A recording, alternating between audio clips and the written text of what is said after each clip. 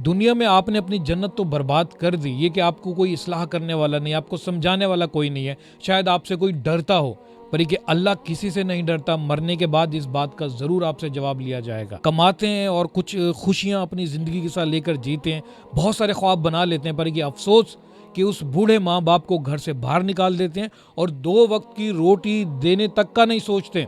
वो बेचारे बूढ़े माँ बाप जिनका जिस्म बूढ़ा हो चुका है, उनका रूह और दिमाग आज भी इज्जत मांगता है, अपने बच्चों से प्यार के अल्फाज सुनने के लिए तरसते हैं।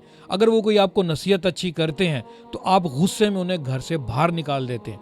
इस तरह से गली कोने में या फिर रोड के ऊपर जाके वो भीख मांगते हैं।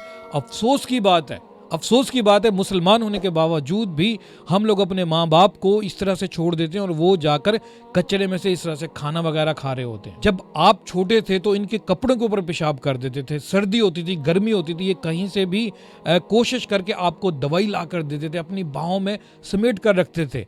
तो क्या वो वक्त आप भूल चुके हैं? क्या आज का नौजवान इतना बगारत हो चुका है कि 2 वक्त की रोटी माँ बाप को नहीं दे सकता? अमूमन लोग ये कहते हैं कि जी घर में जो है वो बीवियां अपने माँ बाप की इज्जत नहीं करने देती। मुझे अफसोस होता है, मैं कहीं पर भी जाता हूँ और उम्र रसीदा लोग मुझे नजर आ रहे हैं भीख मांगते हुए। शायद हम ये भूल चुके हैं कि ये दुनिया, ये जो जिंदगी है, ये आर्जी है, आप सिर्फ इम्तिहान के लिए आए हुए हैं। कुरान शरीफ भी इसके बारे में हुक्म देता है कि जब तुम्हारे माँ बाप तुम्हारी आंखों के सामने बूढ़े हो जाएं तो उनके साथ अच्छा बर्ताव करना, उनके साथ गुस्से से बात मत करना। यहाँ तो मामला ही कुछ और है, गुस्से को तो छोड़ो, घर से ही बाहर निकाल देते हैं, वो भीख मांगने पर मजबूर हो जाते हैं। अगर आप अपने इर्द गिर्द दोस्तों में देखें जो औलाद अपने माँ बाप की इज्जत नहीं करती और कमाती है 4 पैसे माँ बाप को नहीं देती, तो उनको लाजमन समझाएं। आप दोस्तों का भी फर्ज बनता है कि अपने दोस्त को नसीहत करें, खास तौर माँ बाप को सर आंखों पर बिठाएं। याद रखें, इंसान अपनी जिंदगी की किताब खुद ही लिखता है और बुढ़ापे में जाके वो खुद ही पढ़ता है।